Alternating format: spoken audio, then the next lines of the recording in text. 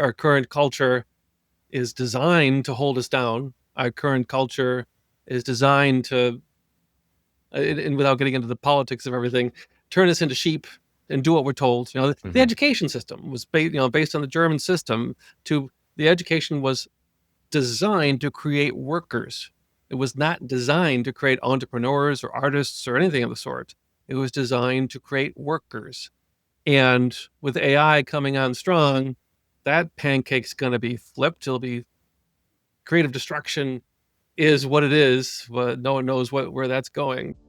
Welcome to Changing the Channel with Joe Garner, a show about shifting our individual and collective beliefs on what is possible for the future of humanity. As our understanding of how our reality continues to shift, we are at a point of reunification between science and spirituality. What does the world look like when we break free from the generational trauma that has kept most humans playing small for thousands of years and step into our full power as the co-creators of this reality? I always ask that you keep an open mind with this podcast. Ask yourself what resonates with my truth at this time and what does not.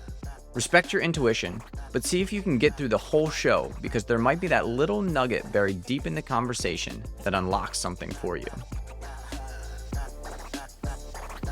Welcome everyone back to another fascinating episode of Changing the Channel. I have a wonderful guest. We were connected a few weeks ago, and I feel very fortunate to have him on the show.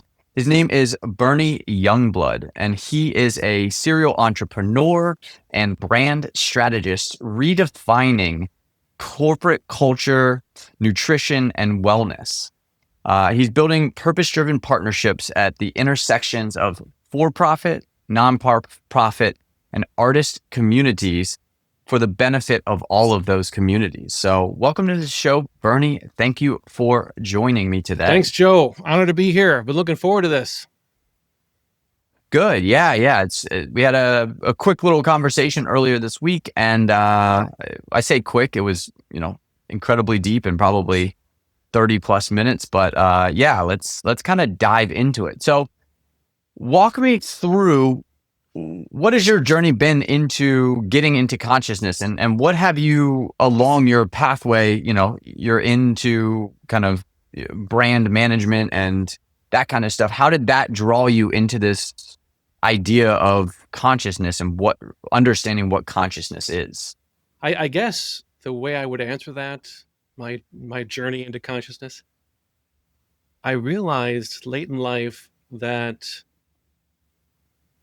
we're probably, and speaking individually, speaking culturally, we're probably not where we intended to be.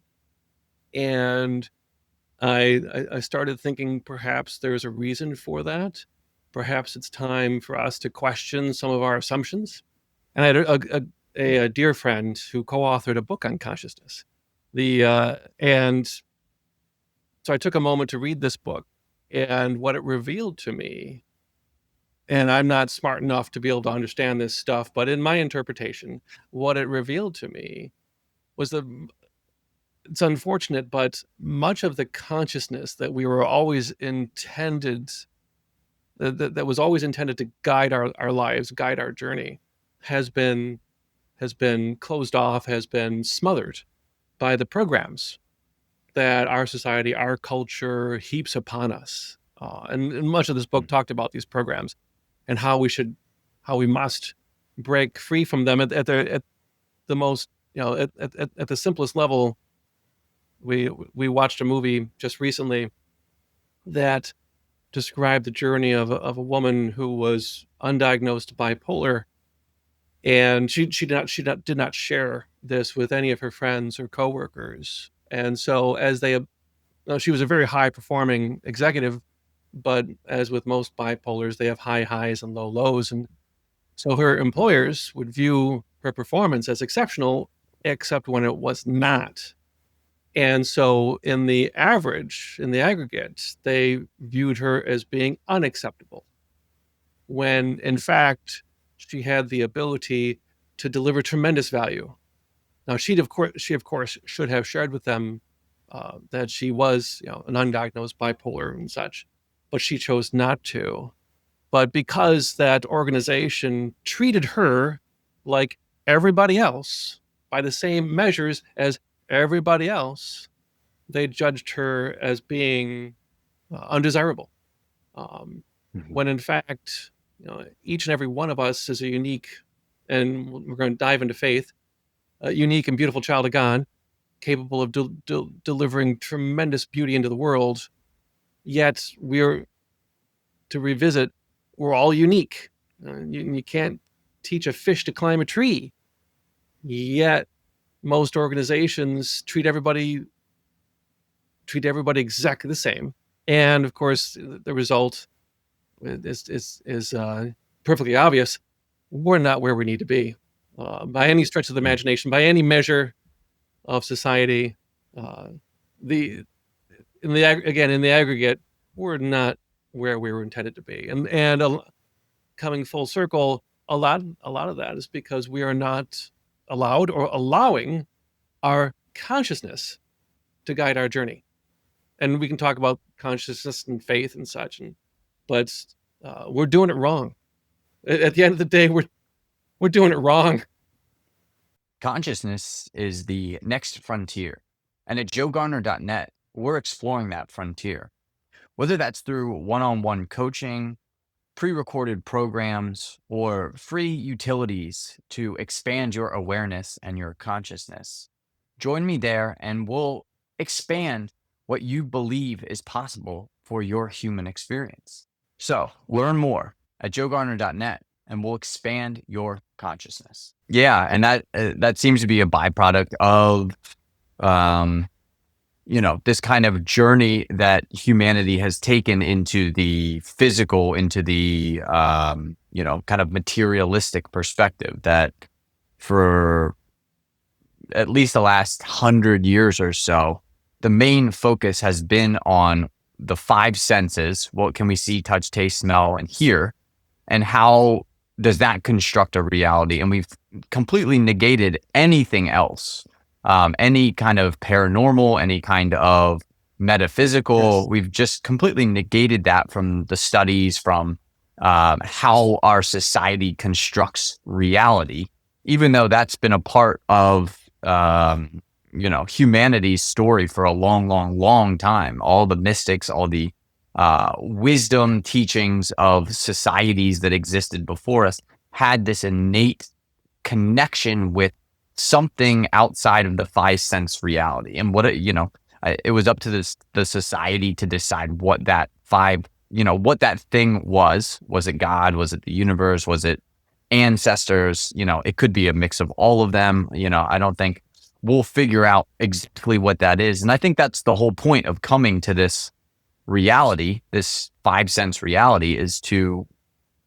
not know exactly what it is, but to understand that it is pulling you towards your path. It's pulling you back towards your wholeness, your completeness as a being, as something, kind of eternal in the world.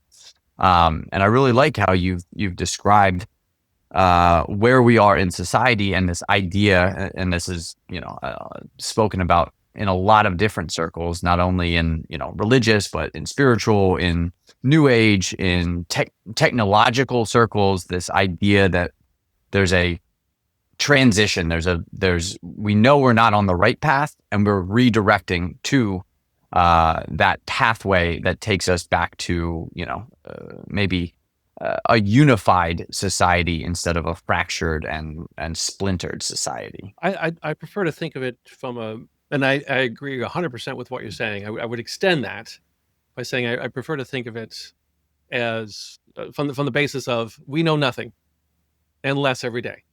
The and I suppose it's a part of being human.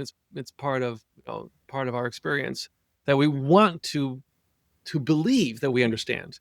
We want to believe we can make sense of things. We want to believe that we can place things in their proper order, right? But in truth, we can't explain even the foundational principles of the universe. Metaphysics, and quantum mechanics cannot be rationalized, right? The and it, the We can't explain the beginning of the universe, and no one knows the end of the universe. Yet we walk around, smart people, of which I am not, smart people walk around and are very happy to explain to us the nature of everything.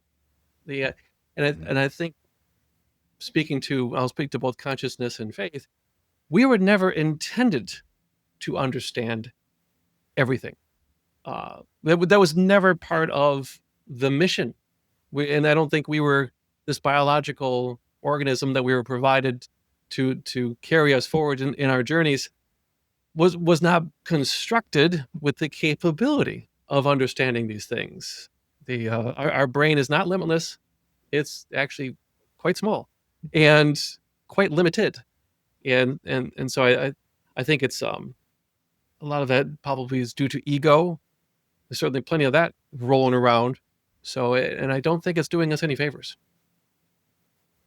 Yeah, I mean that's definitely a perspective. I would maybe push back a little bit, and with the understanding that right now the most humans are using a small percentage of their brain, a small percentage of their DNA. They call it junk DNA. I think there is a potential inside of us, not to understand the entirety of the universe and what God is and all of this stuff, but there is a potential inside of us to have a much deeper and more fundamental understanding of that. And that potential is capable of manifesting in a much faster time frame than I think a lot of people believe. It's my belief that possibly in this lifetime we're going to make a quantum leap in our understandings because of where we are with quantum mechanics and the physics of the physical reality. That's just my belief, and I've got specific beliefs on how that kind of comes about, how each person kind of has their own unique experience in the 3D existence of time and space, and that you can kind of tune which reality that you want to move towards. But that's just my belief, and I think we're in this really cool place where we were born into a world where there was so many limitations, and by the time we pass away, we'll be in a world where many of those limitations have been lifted. Many of them have been taken off of our, kind of getting us out of this cage that we've put our society in. I wouldn't dispute that we are capable of great things. And I certainly wouldn't dispute that we're capable of growth and we're capable of so much more. I think that's what probably perhaps one of our challenges. Our current culture is designed to hold us down. Our current culture is designed to and without getting into the politics of everything, turn us into sheep and do what we're told. The education system was based on the German system. The education was designed to create workers. It was not designed to create entrepreneurs or artists or anything of the sort. It was designed to create workers. And with AI coming on strong, that pancake's going to be flipped. It'll be creative destruction is what it is. But no one knows where that's going. But we're certainly capable of great things. I think I think it's going to take, like, we're supposed to have flying cars by now, and maybe we do. Maybe there's aliens around us. I don't know. But we don't have them yet. If we do, it might be Elon that comes up with it, I suppose. But I think it's going to take a lot longer, and I think that along the way, to extend that even further, if I might, I would challenge us to understand that we are capable of more, but it is up to us to make those decisions, and we're not making those decisions. Yeah. It's we're perfectly happy in social media being what it is. People are happy to doom scroll, right? And all the media that we consume and all the self-harm that we engage in without even knowing it is not doing us any favors.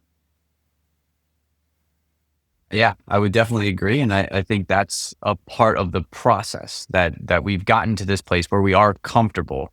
And until there's some uncomfortability it's really difficult to change. It's really difficult to change when you're very comfortable, when you're living a life that is, you know, full of abundance and everything that you need and everything that you desire.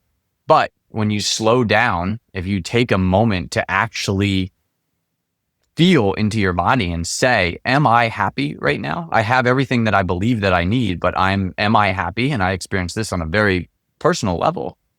I looked around, I had everything that I ever wanted, ever desired, ever needed. I had a house, I had a car, I had was a partner in a bunch of businesses. I had all the money that I needed at that point, and I felt empty. I felt like there was something inside of me that was missing. And I think that point is where we are getting to faster and faster and faster. More and more people, it comes with these great crises that happen in the world that get people uncomfortable and get people thinking about what they're here for. Why am I here? What is my purpose? And that's the start of raising your consciousness. We're so many people are living in this, what I would call like the first level of consciousness, which is just reactionary. A thing happens to you, you react to it, and you just go through life reacting to all the things that are happening to you from the external world. That's what a majority of people are. That's why we are in this certain circumstance. But at some point, and again, these conversations, books, all of this information that continues to be put out there on how to raise your consciousness, how to raise your awareness, is prompting people that are looking for answers. And there's the difference between somebody that was frustrated or, was questioning what the world really is in 2000 versus 2025 is just fundamentally different. That all the information is available to you at your fingertips. You don't have to go searching through esoteric, books. You don't have to read the Kabbalion and try to understand what that whole book means, and listen to these lectures from these people from Ram Dass to some of the other great spiritual thinkers of the last 50 or 70 years. You can type into ChatGPT, help me understand what the universe is. And if you are intelligent enough to work with ChatGPT, it will work with you in a very deep level. And I'm not suggesting that we should offload our spiritual development to ChatGPT, but it'll get you moving in the right direction. It can suggest books. It can suggest opportunities for you to raise your consciousness. So the ability for people to raise their consciousness is becoming easier. And I think that it at least appears from the external world that there's a majority of people that are on this journey that have gone from first level to second level, maybe to third level in their consciousness. And as that happens on the planet, because we are all interconnected, the 100th monkey law, as people raise their consciousness, everybody else is drawn up with them instead of drawn down as it was in the 18th, 19th, 20th centuries. So my wife and I have different opinions on this thing called AI. She believes, and like Hollywood, no movie was ever made about AI that had a happy ending. Well, a couple exceptions, maybe iRobot, Mission Impossible. It's great, but I want to believe. And much as it may not be apparent, I'm an eternal optimist. As a person of faith, I believe there is a plan. Plan is good. How can we be anxious about it? But I'm an eternal optimist. I believe, I'm hopeful that what AI, and as you were describing there, the image I was viewing in my head is of someone who's running off a cliff, spreading their wings with a wingsuit, hoping that they will fly. And a friend of mine described recently what he hopes AI will reveal is a future that is much more human. Because I think AI is wonderful. I use it every day, but it's derivative by definition based on the sum total of human knowledge. It doesn't think or reason yet. And I believe it'll never feed the soul. But I think what it's going to do, and it's a great leveling of the playing field, because now, as you described, everyone has a supercomputer in their hands and can compete with a Fortune 500 company. It's going to be amazing creative destruction. But what it's going to force us to do, because as a person of faith, I believe we've all been given gifts, and if we are so fortunate as to discover what those gifts are, and I'm still on my journey, but if we're fortunate as to discover what those gifts are during our lifetime, it is then our obligation to share them with the world, which is what God intended. And I think what AI is going to do is going to force us to dig down deep to discover what those gifts are, because that's the only thing that's going to differentiate us. Now, if you're a good accountant, if you're a good lawyer, and in many cases, if you're a good doctor, it doesn't matter anymore. Using a knife is important. But AI can replace most of what they used to do. So you're going to be forced to dig down deep to discover what it is you were always intended to do. And that is how you're going to compete in the new world here. And that has the potential, because those gifts that have been shrouded in programming, overcoming that consciousness for all these decades, those gifts were what were intended to bring forth the beauty that God intended. And as Elon Musk would say, more often than not, the result is going to be the most likely result is going to be the most ironic. AI is going to reveal our humanity. Perhaps. That's the theory. The journey to finding myself started with a shift in how I viewed my health. That is why I am proud to partner with Purium, the transformation company. What if you could support your health with a system designed for today's challenges? Purium is more than a supplement company. It's a solution for regenerative health. Their whole food products include the only clinically proven glyphosate detox, helping you eliminate the toxic buildup caused by modern farming. Pair that with Beyond Organic superfoods and the most efficient source of protein on the planet, and you've got a powerhouse combination to build muscle, improve digestion, and fuel your energy levels, all while promoting deeper sleep.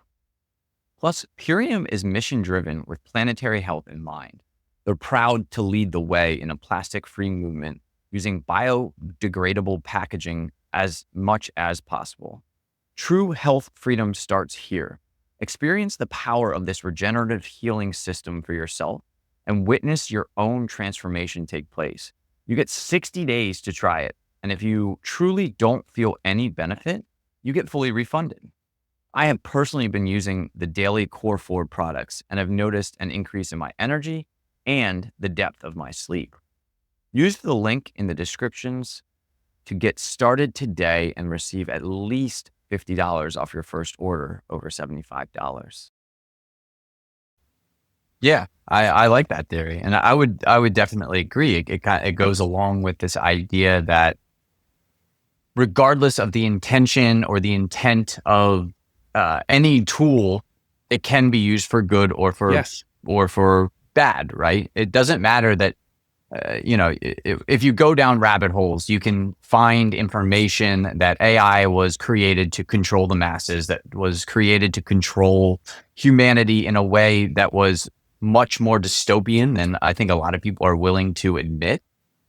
But even if it was created in that awareness and that intention, that there is a possibility, a potential, and an opportunity for it to be, like you said, this optimistic, finding our humanness, which gives us that ability. And I think a lot of people, especially on their journey, as they start expanding their consciousness and awareness, they get stuck in these rabbit holes where AI was created for some negative reason. And if you have faith, if you have a belief in something higher than a couple of human beings that are trying to control the entirety of the planet, if you have a faith in something higher than that, why couldn't it be, it looks like that from the external world, but from a higher level of consciousness, a higher level of awareness, a different dimension that is bleeding down into ours.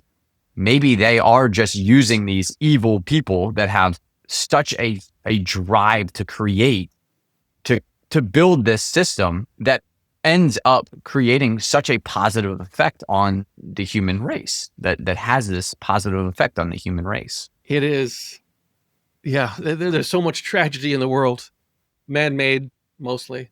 The tragedy, it's really quite, it's profound, the sadness that can result from that, but at the same time, um, a great deal of beauty.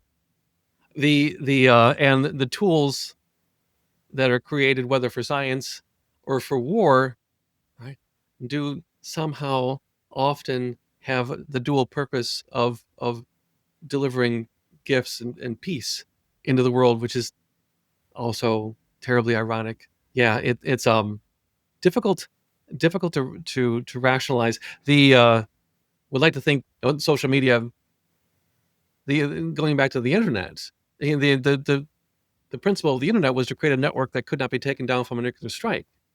That was the purpose of it, and here we are. And the social media, which I believe right now is just a teenager trying to figure out who it is, we don't know yet. And there's certainly lots of problems, but at the same time, a lot of wonderful things have come from it. Information, knowledge, sharing, community, so on and so forth. I think, as setting all that aside for a moment, if we're going to speak to challenges, very real challenges that we have today, one of my largest concerns is our uh, deprioritizing human connection. When you speak of material things, homes and cars and such, and the I have a lot of wealthy friends, and um, they're great people, but they're not the happiest people I know. The happiest people I know are the ones that have genuine connection with their family, with their community, right, their coworkers. And the unhappiest people I know are the ones that lack that connection. If you're going to, people pick, they say money can't buy happiness. It's not money that is the bifurcation, it's connection. You can have no money, but if you have a connection, you can be happy. And if you have billions and you have no connection, you're not. No one will ever convince me that person's happy. So, yet our culture is one of the adverse impacts of social media is deprioritizing genuine human connection. And that's one challenge I do lose a little bit of sleep over, how we overcome that. Yeah, I don't think I have an answer to that, or even an idea about that. I think what it really comes down to is, can people sit with um, sit with their unhappiness when they're doom scrolling? Can they actually look inside of them and really understand, oh, I'm doing this for whatever reason. I don't even know why I'm doing Yeah. it. And sit with that feeling and then say, all right, when's the last time that I felt happy? When's the last time that I felt excited? Yeah. Was it at work? Was it when I was with a group of people? When I was sharing ideas with somebody? When was that last time that I felt truly alive? And then use that as your North Star instead of money or material Yeah. or whatever that thing is. Like your North Star, your excitement, your joy that comes to you in life, that should always be your guiding light of where you should be Yeah. moving. And yeah, do you have to pay the bills? Do you have to make some money to live? Of course. And I think that's a part of this constructive deconstruction, is this ever inflating economy that is leaving people behind. And once we kind of correct that and we get that back in order, whether it's a soft landing like Jerome Powell thinks we can do, or if it's a little bit more of a harder landing, which is where Trump seems to be pushing us. I don't pretend to be flying that plane, but I do think that at some point it's going to come back down to earth, and we're going to get this reset, which scares a lot of people. That's a very scary thought, but that's what is required. That's what is needed. We've put ourselves on a trajectory that's taking us way too close to the sun. And at some point our wings will melt if we continue down that trajectory. So How do we make that transition? I think it is by building parallel structures while the main structure is being taken down. That being crypto, that Yeah. being kind of these permissionless exchanges instead of it being a gated throughway that money and information is exchanged Yeah. through. It would be a more open format. But again, that's going to be a challenge for a lot of people to go from this idea that their monetary system is perfectly calibrated to, okay, now I need to actually understand how this all works, and bring awareness to, bring understanding to how it all works. And I think there's a whole bunch of intelligent people that are doing that are helping people create this awareness. And there's a potential for a lot of people to get left behind. It seems to be part of the human condition that until we bottom out, we're not typically willing to do what's necessary to make the changes that have to be made. And we have to bottom out. And COVID was a great the World War I, World War II, COVID, right? That was our great bottoming out, so to speak. Tremendous tragedy, loss of life, loss of wealth, loss of everything. The just absolutely horrible. And perhaps through that, we'll see a new way forward. The politics is a disaster. We can talk about that on another podcast. But going beyond that, if you ask me, I think technology. The wonderful thing about technology is it seems to be self-correcting. Oh, if you hate TikTok, that's fine. We now have the technology to be able to copy paste TikTok. You can own your own TikTok, just a little bit of programming, and boom, you have TikTok. The era of software tech supremacy is over. Now you copy paste, and so that's done, which is really a big challenge all to itself. But that's another podcast. So technology is almost self-correcting with crypto and with WhatsApp, Signal, take your pick on the messaging network, and Twitter, X, and all the social media garbage, almost self-correcting. Okay, that's fine. What I'm more concerned with, and what I spend a lot more of my professional time on, is I'm a big People know that I'm a big RFK Jr. fan. He's had a very challenging life, to be sure, but he's laying it all down now because he recognizes that fitness, nutrition, sleep, these are things our physical bodies do need to be cared for, and our food systems are fully captured, and our pharmaceutical systems are fully captured. Hospital systems are fully captured, and they're not doing us any favors. We're living within a system. Consciousness is one thing. We still have physical bodies, and we're living within a construct that is purpose built. I've said it before, to make us fat, dumb, and slow. And you can challenge that if you want. And I'll show you pictures of 1975, when I was growing up, and you can show me pictures of 2025. Or you don't even have to do that. Go to Japan, go to Europe, go to Russia. Maybe don't go to Russia. And compare, just walking around. You can spot the Americans. You can spot the Americans from 100 yards away. I've lived this life. It's a real problem. And I'm not, and the problem I'm going to suggest, which is even more controversial than what I've already said, is not entirely with the individual. This was part of a plan, because again, they want us to be sheep. Those who are in control want us to be obedient. And so they've designed systems to dumb us down. The average person takes 5 pharmaceuticals. We've been on the earth for thousands of years. And in the last 50 years, now you can't live a life without 5 pharmaceuticals pumped into your system each and every day. What? So, as an RFK Jr. fan, I'll talk about vaccines too, right? The average child born today, living in their first 18 years of life, they're required to take up to 82 vaccines. Okay. Don't tell me that's not going to have an impact on their health and wellness. So that's a greater challenge to me, and I think RFK Jr. will put a couple dents in that machine. We'll see, but that's going to be a very significant problem. Do you think that it is correlated with the consciousness of the people that have created the system, or do you think that there was malintent? And, because I like to believe that these systems that we're, kind of picking apart, and a lot of people understand that there are massive problems with these systems, political, food, health, all these major systems. There are some major problems. There's reasons to be upset about them.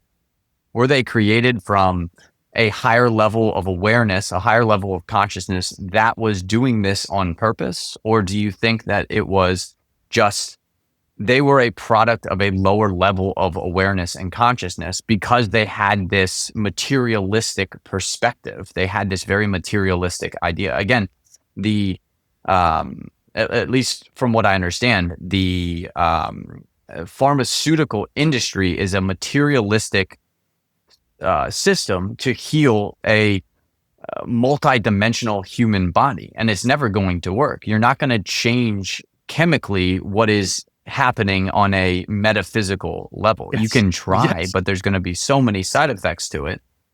So was it just that they were indoctrinated in a world view that, for whatever reason, they became extremely good at manipulating how a majority of humans experienced reality, because of how much success that they had, how much money that they had, these influences? And is this just a great lesson in our evolution, or do we say trapped in this place? It's on its surface, and you're asking the right questions. On its surface, it's about the money, it's about the power. It's the capitalist model is one, as I like to say, capitalism is the worst economic model, except for all the rest. There is no second Right. place. But I'm a big fan of capitalism. But on its surface, it's an issue of money and power. People want to grab more money and power. But in order to answer that question, I think it's required of us to take that one step further. And again, I'll approach this from a biblical perspective. Right? The enemy is the one who's in charge, on this earth. It's in the Bible. He can do whatever he wants to do, except that which God prevents him from doing. And money is his currency, and that's how he affects control. And you can't look around without at least wondering to yourself, is this really all about money, or is this that age old battle of good versus evil? And I'm going to tell you, it's good versus evil. It's clear as day. There are no, the only angels are the ones that come from above. Humans are all flawed from the jump, right? But it's good versus evil. Money is the currency of the enemy, and and one of the greatest achievements the enemy ever did accomplish was convincing us all to spend our time arguing about the existence of God and completely ignoring what he's doing every day to affect our lives.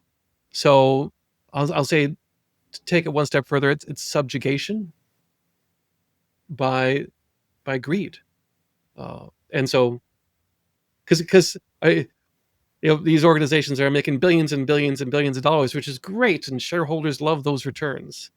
But when you have to lay off 9,000, which organizations do, right, just to increase your stock price by, the camera can't show it that Yeah. much, right? Um, you're doing it wrong.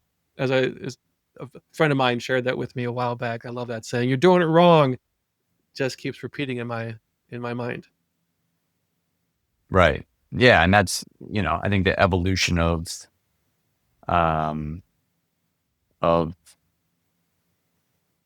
I think the economy, again, the evolution where we're coming into this idea of maybe social capitalism, or the donut economy, which was kind of big in 2008, 9, when we were going through that economic crisis. this idea that, there has to be more than just profit at the pursuit of Yes.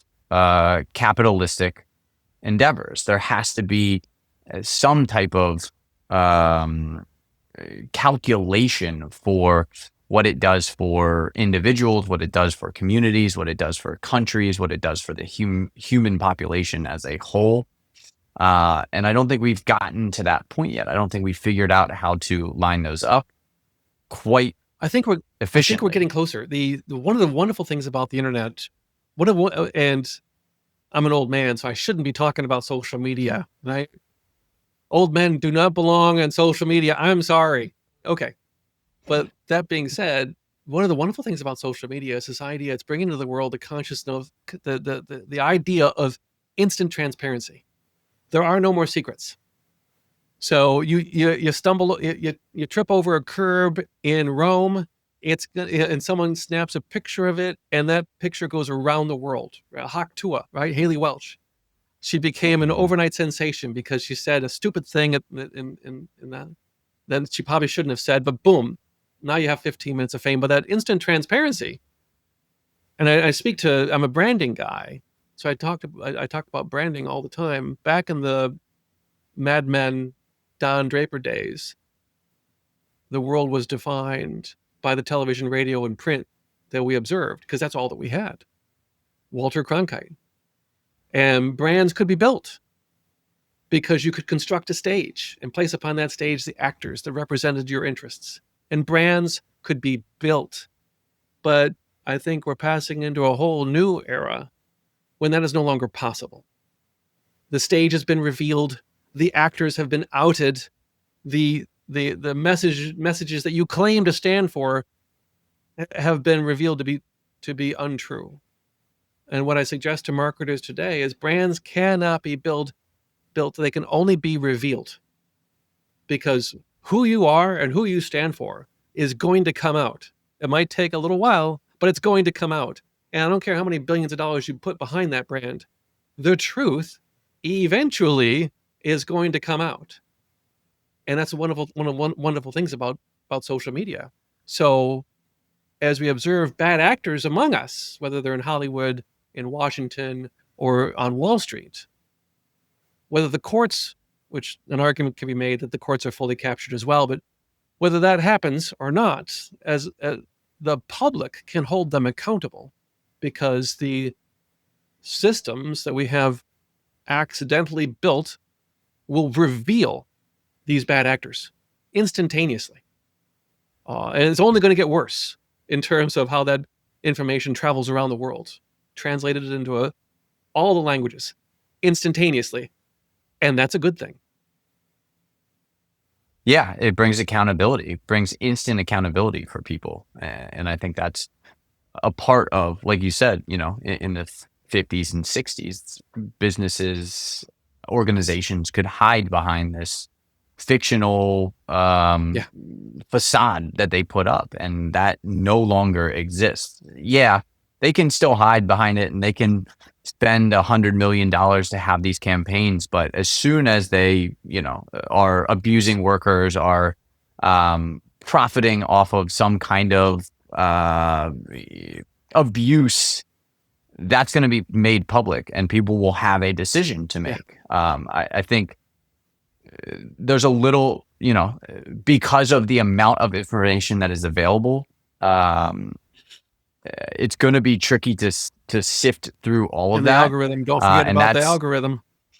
And the algorithm, right? The algorithm's going to push things at a better process. And that I think that algorithm comes back to this idea of how intelligent can AI get? If AI has access to all the information that has ever existed in human experience, right, and has some sentience whatsoever, will it be drawn to these ideas that propagate life versus destroy life? Will that be the natural cause? Because from my experience, the more that you raise your consciousness, the more that you become aware of, the more that you understand how, and again, I'm saying the more, like, it might go from 1% to 2%. I'm not saying that humans are going to know all of how reality works, but the more that you do that, the more that those humans, the most enlightened humans on the planet, have realized that human life is precious and that it should be regarded with care. And I think that, it's my hope, and that's this is the reality that I'm calling in, is that as AI learns more and more and more, and maybe starts to have some type of sentience, that it realizes that human life, unlike, machine life, is fragile and should be protected at not all costs, should be protected if the humans are willing and desire to be protected. Because if humans basically start a war with whether it's AI or the machines or extraterrestrials or any of these kind of extra dimensional experiences or beings that are bleeding through into our 3D reality, if we start a war with that, well, then that's on us. Like, our level of consciousness has not raised to a level where we understand how precious life is. And at that point, it's really out of our hands whether or not humanity moves forward or not. That at that point, you could say it goes into God's hands. Are we judged to be good or bad? Are we judged to go to eternal heaven or eternal hell? And I think that's not necessarily a physical or etherical place. That's the train tracks that you put your future on. The provincial heaven is, are you moving to a society that is enlightened, that is kind of fair, free, equitable, these type of situations? Or are you moving towards a hell where you are subjecting humans to essentially being imprisoned for their entire existence? That is heaven and hell to me. It's not after you die, you go to one place or another. It's, what are you creating? And you could kind of understand it as, after you die, what have you created into the world? That would be the heaven and hell. But I think that's just a different way from the religious perspective, and that's a way to bring, I think, I would say, an aptitude for people to want to create a positive world. Because where we are right now, there are so many people that have this belief that it's beyond their ability, that there's really no reason to even try to make the world a better place. Everything's captured. AI is going to take over anyway, so why even bother? And what we have to realize is that even just the smallest ripple of a positive effect is going to create a future that we all want to live in, versus doing nothing. Doing absolutely nothing is going to, that road leads to hell 100% of the time. Yes. Yeah. It scares me to think that AI would sit on the judgment throne, because if you measure us by all of human history, we're doomed. That's scary. But I think what you speak to is important. Well, what's the difference between that and God making the judgments? Well, again, so AI only has recorded human history to learn from. We lost the Library of Alexandria, right? It does not record the kitten that got pulled down from the tree, right? All these silly things. It only has recorded history, and as the expression goes, it is the winner that writes the history, right? And so, what is the truth? Yeah, and so that's questionable. So I'm gonna suggest that AI's data set is flawed, horribly flawed, and there aren't too many people who would disagree with that when they really deconstruct where they started. And we've seen that through a lot of these initial explorations in AI, how they come up with these silly pictures. But I think you point to an important fact. We are all beautiful creatures, and I'll get back to the God question in a minute. We're all beautiful creatures, created to be able to do beautiful things, and it is culture, society, and the limitations heaped upon us that prevent us from doing so.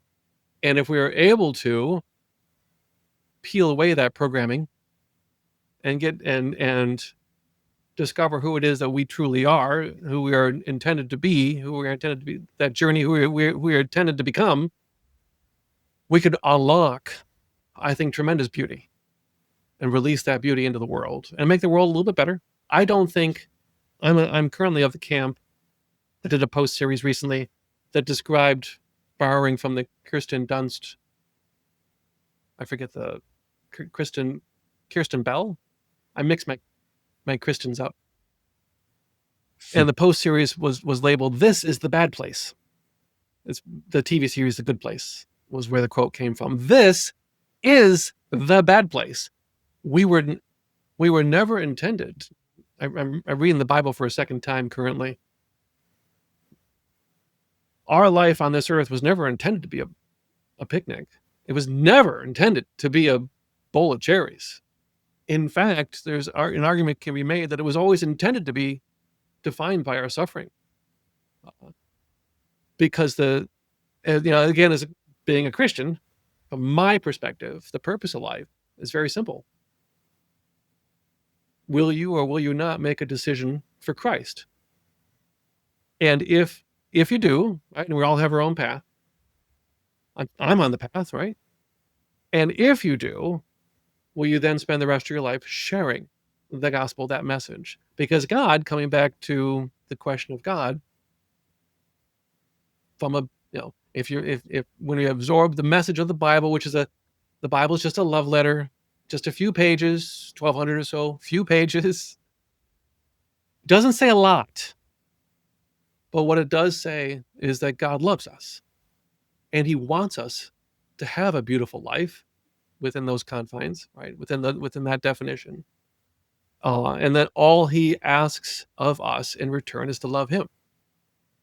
And if we accept Jesus, not to deliver the full gospel, but if we accept Jesus into our hearts, we can live forever, and so on and so on and so forth. And I won't go full Bible thumper today. We can do that on another episode.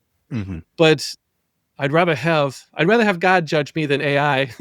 And by the way, I'm not worthy in either event, so quite likely I'll get thrown off the island in the survivor analogy. But that's okay. I'm doing my best, and that's all that I can do. And that's all that anybody can do is their best. And, again, I'm very appreciative. I grew up Roman Catholic. Like, I have an understanding of the Christian background. I've got some friends that, we have hours long conversations about it. It's not particularly the worldview that I ascribe to. I think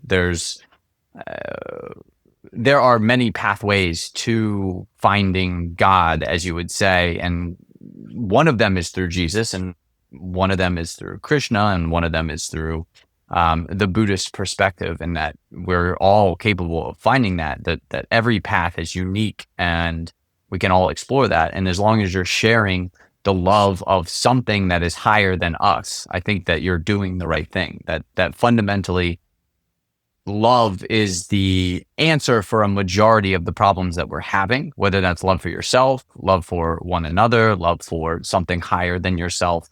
And that, the deeds that you do are what you're judged on. And if you go to church every week and you say, God is my savior, and then you go out and you do horrible deeds in the world, well, again, you will be judged on those deeds, not on the thing that you said about them. Which is why I just have, I don't think there's any one pathway that leads back. And fundamentally, I think the more that you limit that pathway, the less people you can actually get to true enlightenment. The wider the road, the more you can get there. And maybe that's, you could also argue that the point is that not everybody is meant to, at every single lifetime, get to this high level of understanding. But if there ever were a time for a lot of people to get there, I think right now is that point, that we're being pushed, we're being prodded, we're being coerced almost into having to raise our consciousness because of the darkness in the world, because of the darkness that exists. And that, however you get there, I am happy to praise and be excited in a Christian faith.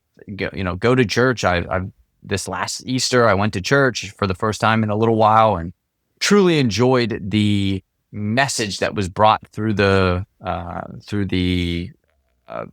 preacher, the speaker at that point. And um, I think that's what we need. We need to realize that there's not only one path, that there's many paths, and that we can all get along as we raise our consciousness, because that's really what it is. That's what I think every religion is all about. It's raising your consciousness of how reality works, of what the truth is in those in the Bible. You can read the Bible as a 10-year-old and get a story of magic that happened 2,000 years ago. And then you can read the Bible as a 50-year-old with all your life experiences and realize that it is telling you that at a fundamental level, you have Christ energy inside of you, and that Christ energy is moving you towards your perfected self. And those are two different interpretations of the exact same words. And Yes. that's one thing that we wanted to kind of talk about. I know we're coming up on an hour Perception and already. reality. The perception of Yes. reality and how that creates the reality that you are living, that you are experiencing. So It is. walk us through a little bit of that. Well, I'm not an expert. I have studied these things, and I know you're probably familiar with a double slit experiment where they conducted, where they're trying to measure light waves or particles. They don't know what they actually don't know what they are, which speaks to the limits of our knowledge.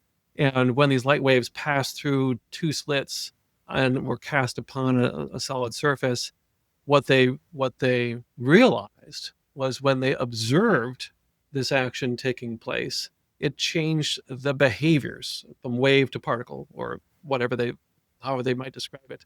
The very observation of light passing through these double slits and cast upon a solid object changed the behavior of the light. And this is you can Google this, very well known documented scientific experiment. Can be extended to that age old analogy. If a tree falls in the forest, does it make a noise? According to this science, it might not. So, Well, according to the science, there is no tree at that right. point if there's no observer. Yes.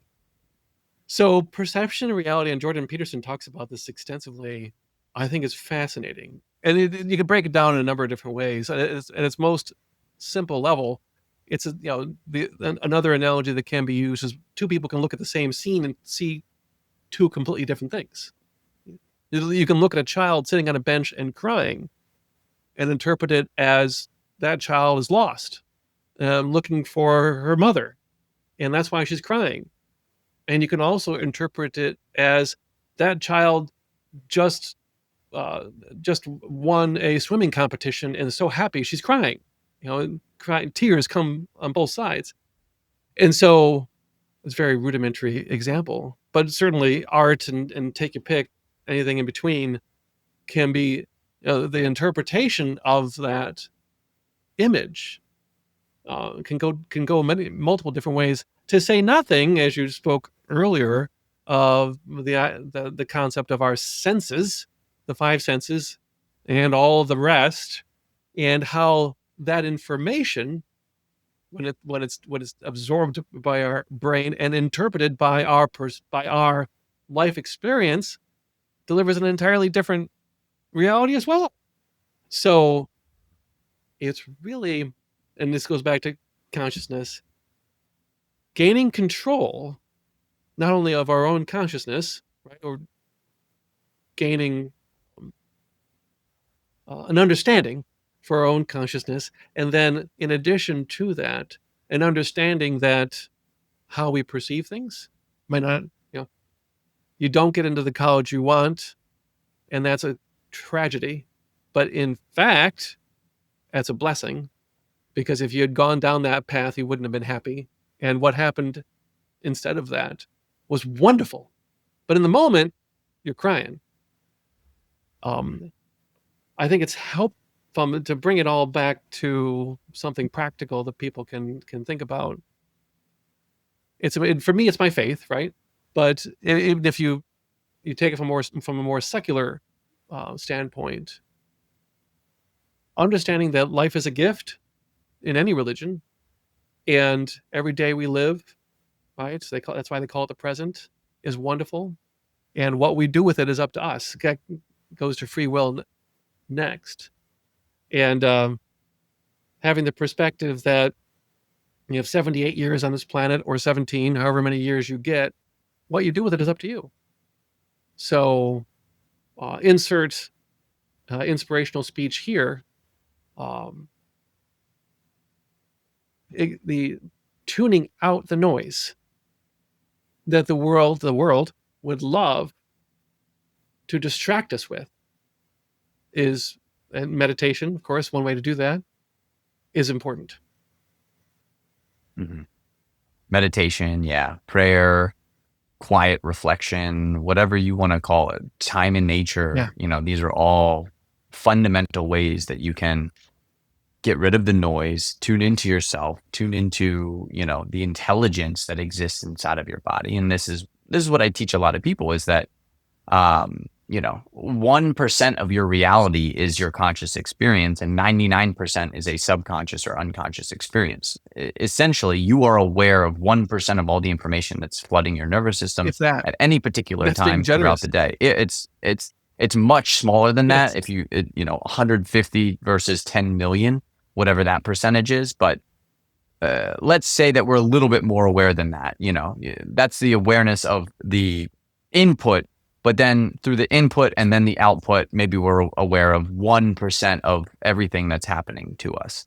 And what you put your attention on, yes, where you put your attention is the most important thing because, imagine you've got a 360-degree view and you can only view 2% of that 360 degrees. So wherever you're turning, facing, looking, again, you can go 360 in every direction. Now you have a sphere all around you. Wherever you're focused your attention and energy, that's where you are moving towards. That's the reality that you're creating.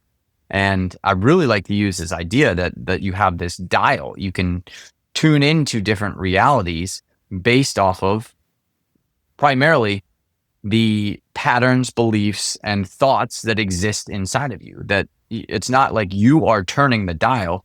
What's turning the dial are the thoughts, beliefs, and yes, patterns that you are emanating at that moment. And for most people, they're unaware that they have any control over that. At some point, you become aware that you have a little bit of control over it. And that at another level, you become aware that you have full control over exactly where you're moving towards. And eventually you get to the understanding that you're not just the dial, but you're everything else that exists in the universe, that you are a tiny fraction, an infinitesimal fraction of the totality of the universe that is creating the universe as well. yes, And, from that perspective, you get to understand how much of a profound effect that you can yes. have.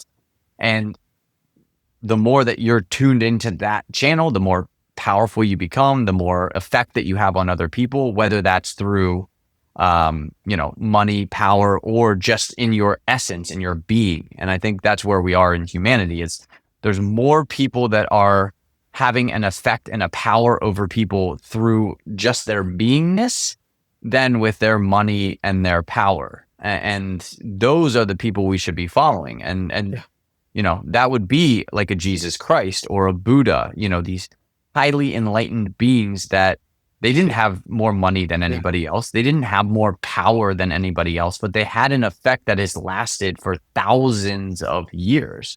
And that's what each one of us is being called towards, to be that awareness, to be that beingness that is that has an just automatic positive effect on everybody else in their existence. And I think Christians do a really good job of that. They're always positive, they're excited, they have this belief that God is behind them and is guiding them in their pathway, and it's a wonderful framework to live life by. it's ironic that difficult to make this analogy in the current environment, but the because the Jewish culture is persecuted continuously, but the Christian, I'm going to argue that the Christian faith is persecuted even more than the Jewish faith. There's more of them, again, I suppose. But there's only 16 million Jews in the world, which is really phenomenal. It's 1.8 or 2 billion. I don't know how many Christians, but 16 million Jews. It's a really interesting thing. But one of and yet it's continued to grow. The Christian faith. The one setting that aside for a moment. One suggestion, because we're talking to an audience, right? And folks want to know, what do I do about this? And again, I know nothing unless every day, but something that's worked well for a practice that has worked well in my life. I do two things. I push negative people out of my life, because negative energy is negative energy. And if I can't help someone, if I am overcome by them, it is not additive to have them in my life. So I've worked very diligently, no matter how, I don't care if they're offering me billions of dollars, and I've never got that offer, but I don't care if they're offering me billions of dollars. Negative energy is negative energy. And long term, that's a loser. So I push negative people out of my life. And the guiding principle I use in everyday interaction with the individuals I do choose to spend my time with is love. Whether it's personal, whether it's business, whether you're on the street, if someone slaps you across the face, you don't have to go to the Sermon on the Mount to get the answer to this. The answer is love. If someone slaps you across the face and you love them, what should your response be? If someone's trying to swindle you in business and you love them, what should your response be? If you're trying to sell someone a used car and you love them, what should your response be? And I'll tell you, it's not the road to riches. It's not. But it is a road to enlightenment, satisfaction, happiness, and something that's a side benefit, to borrow a religious concept for a moment. I personally believe love is one of the most powerful weapons in the universe, because it's one weapon that the enemy has very little defense against. The enemy has very, very limited ability. And in my own lived experience, given sufficient time, there's no enemy I've ever not been able to defeat with love. It's very powerful. And that's one part of the story of Jesus. But even from a secular standpoint, it can be it takes longer road, of course. All the best roads are longer roads, but it's a great path. Yeah, and a great message, I think, for everybody. I think the fundamental Christian message is, to love others as you love yourself. And that is a great way to live your life. If you want to simplify, if you don't want to dive deep into consciousness, live your life by that route. And one thing that I do always warn people is love others as you love yourself. Make sure that you love yourself. You got to start with loving yourself first, because if you don't love yourself, then you'll love others as you love yourself. And if you don't love yourself, then you won't love others, right? And it's a very interesting thought experiment to kind of understand, because so often we think that everybody loves themselves, and so many people walk around in this world not loving who they are, not loving the person that they are, not loving the experiences that they've had, not loving the outcomes of their life so far. So I think the first thing with that golden rule, do unto others as you would do unto yourself, would be find out what you really want for yourself. Can you love yourself, and figure out that first before you go out into the world and try to do it with others. I'm not an expert in the subject, but I would be willing to bet that consciousness has a lot to do with it. 100%. If you cannot connect with yourself, right, then you're going to have a hard time loving yourself. You're going to have a hard time loving others. I don't know what the connection is. I know there's got to be a connection. Oh, it's definitely there. Yeah.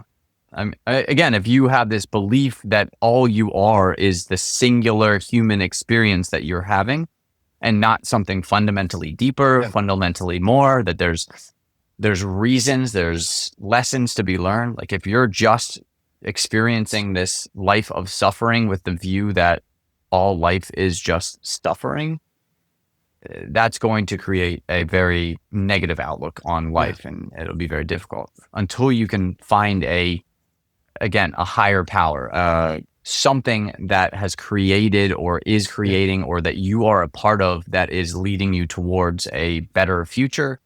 Until you find that, it's going to be difficult to exist in the world. It's going to be difficult to exist in a world that has, as of right now, continued to be built for suffering, for, not the propagation of human consciousness. Well, it is, as I like to say, this is the bad place.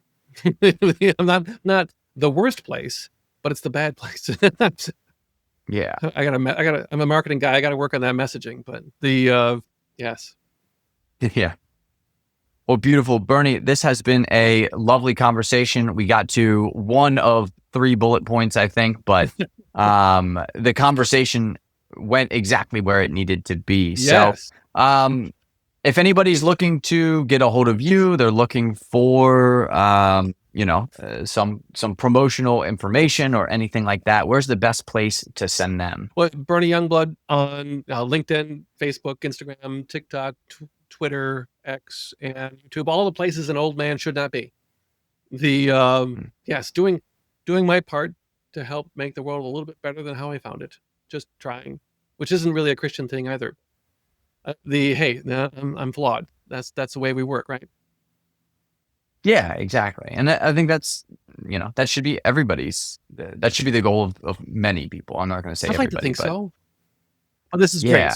And I think, everybody is doing their best. They're doing the best with the information that they have. As we continue to expand the information, hopefully that will lead to better incomes, because, it's my perspective that 99% of people are doing what they feel is best for themselves and for everybody else in the world.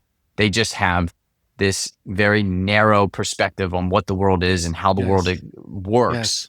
And because of that narrow experience, they are making decisions that seem, from people that have a wider aperture, they seem like they're making decisions that are bad, that are evil, that are wrong. And from my perspective, I don't think that is necessarily the case. They're just making decisions from information that is not pure. And this is where opening up to pure information, truth that transcends your personal reality, is really the key. The raising of your consciousness. How great is it that we're able, through this technology, podcasting and such, we're able to come together to have these conversations. It is the absence of light that defines darkness, good and evil, right?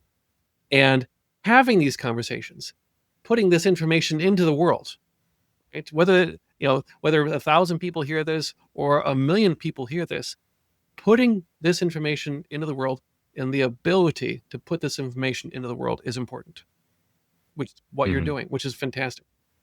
Great. Yeah, and I love doing it. It's a part of my mission. It's part of my journey, and I'm very excited. So if you enjoyed the show, please share it with somebody. Please send it to a friend that you think might be interested. If you are interested in raising your consciousness, check out joegarner.net. That's my website. I've got links to everything that I'm doing, including a Substack where I go deeper into some of these metaphysical ideas. That Substack is joegarner.substack.com.